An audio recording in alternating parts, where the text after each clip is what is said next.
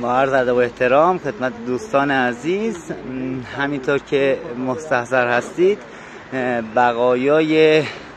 یک پل ساسانی با اون سازهای هلالی شکلی که خرپا میکردن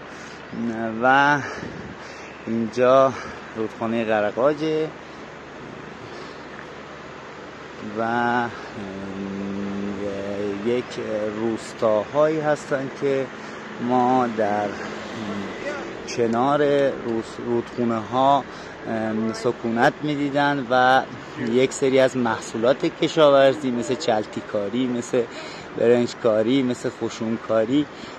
انجام میدادن که حالا این بقایای اون روستا هست که همکنون میبینید. بهش میگن روستاهای لبه آبی که مسئولیت داشتن در قبال اون حکومت که آقا یه سری از محصولات رو به خاطر اینکه اینجا بهشون چرم نوشته داده شده و آقا روستا بهشون تقبل شده، چون همه مناطق زیر نظر شاه بوده دیگه، به خاطر همین اینجا رو میدادن که یه سری منابع کشاورزی رو داخلش صورت بده.